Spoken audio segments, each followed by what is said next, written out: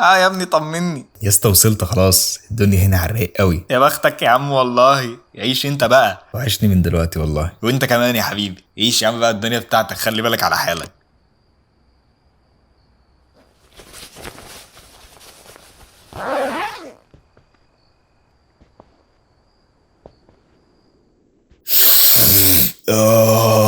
يا الله، هوا ما فيهوش سجاير كليوباترا ولا شتيمه بتتحدف. ده الواحد ما كانش عايش يا جدع. بس هي فين الناس؟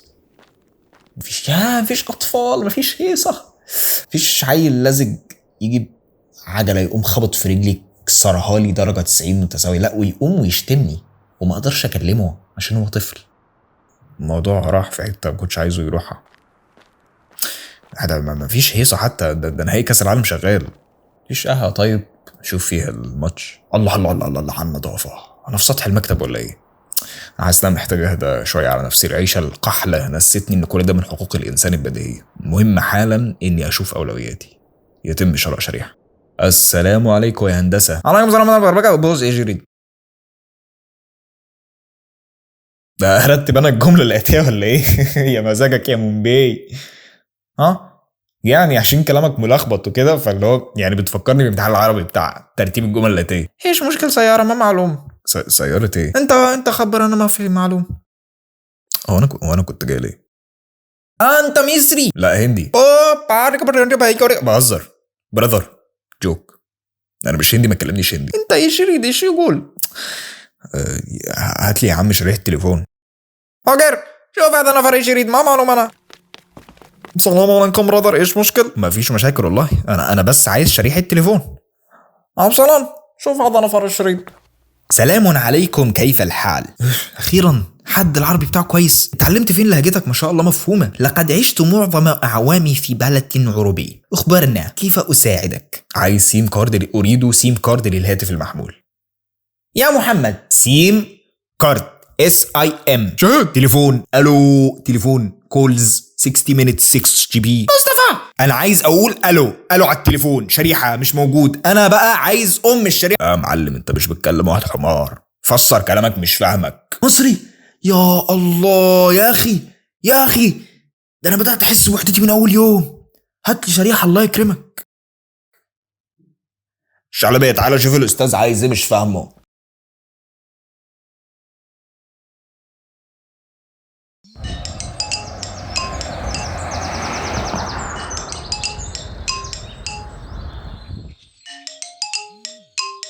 ايه يا اخويا عامل ايه؟ الحمد لله يا اسطى ماشي. القعده هنا ناقصاك والله. نلتقي ما تشيلش هم. الدنيا احسن عندك يا عم، نظافه وتعامل وبني ادمين يعني. يا عم اسكت، انا قعدت ساعتين اشرح لهم اني عايش شريحه. ما تدققش يا اسطى، عيش يابا، خلي بالك على حالك.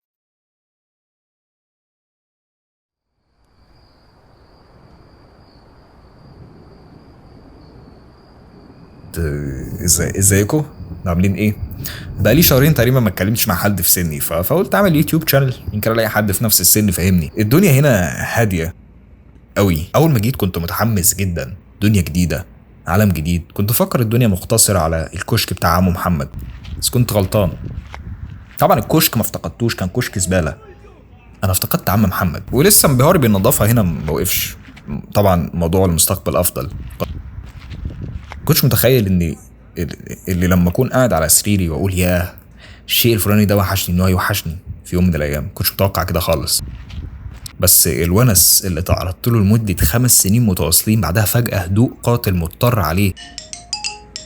انا محتاج اتكيف عليه، بس بمجرد ما الاقي شغل. يعني مش هيبقى عندك وقت تفكر في الحاجات دي لو لقينا شغل. يا صديق، يا صديق انت يا عم. شريك بصور. ايش تلفزيون هذا؟ انت مذيع؟ لا يا عم، الناس مذيع ايه؟ انا والله يريد خبر مسك الكبير وصل الوزير يخبرنا في نوم اكل شرب حمام مع 54 نفر. كيف هذا ما في بني ادم؟ انا يا اخويا انا مش انا نفر مرة زين قسم بالله برابر. كهرباء غسيل تنظيف كله يسوي. انا مش السوق المفتوح، ما انا عاطل زي انا حاسب نفر انت امبورتنت ما شنقرقر كتير تلفزيون.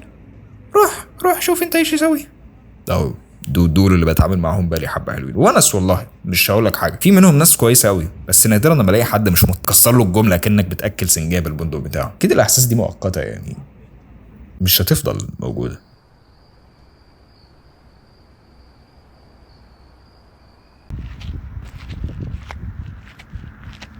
عيش يابا، خلي بالك على حالك.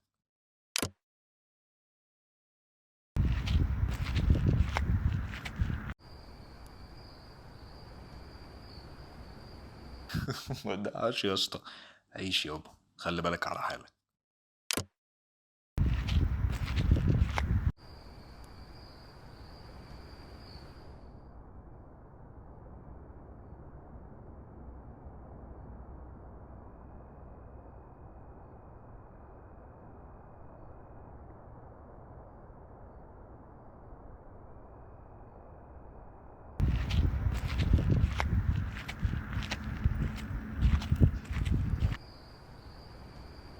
كده الاحساس دي مؤقته يعني، مش هتفضل موجوده.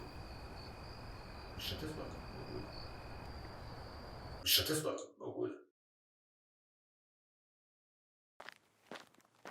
جيب واحد كارك صديق.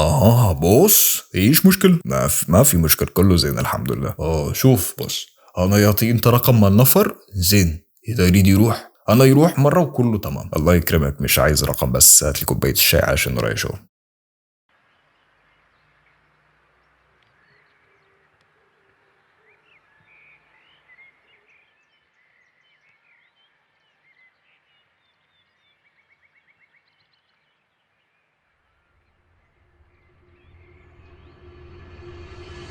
وكلمتك بالفعل. And I'm very glad you did. Maybe as a first question, have you tried maybe going to the gym?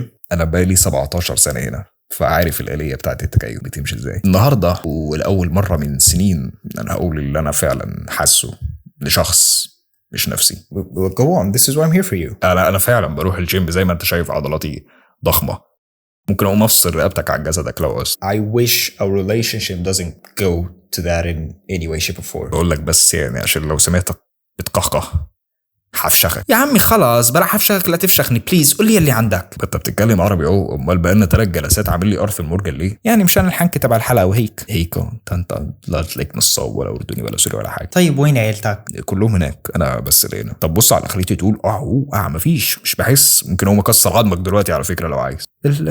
بس لا، كأي إنسان عادي بحس بالوحدة عادي جدا. طبعا في قضية أسمى من كل ده بختمها، بس برضه يعني كل أسبوعين كده شهرين بيجي لي الإحساس ده يوم يومين وبعدها ببقى زي الأسد عادي. ممكن أقوم أكسر عظمك بعد اليومين دول، خلي بالك يعني. ومتى كانت أول مرة حسيت للإحساس؟ أول ما جيت وهزرت مع واحد من ولاد البلد ما فهمش النكتة، بس الحمد لله بعد سنين كتيرة يعني ضحكت واحد بنكتة وفضل يقول لي نايت جوك نايس جوك نايت جوك 3 مرات تأكيدا إن هو فهم إيه. Very understandable. مفيش خطوبة لواحد صاحبك تروح ترقص فيها تطلع اللي موجود فيك. مفيش قاعدة في آخر كل أسبوع مثلا أو كل يوم حتى تقول تحكي لك عادي فيك تكلمني نقعد سوا. أنت بضان بحبكش. Well, I was just trying to help you and give you the service you paid for.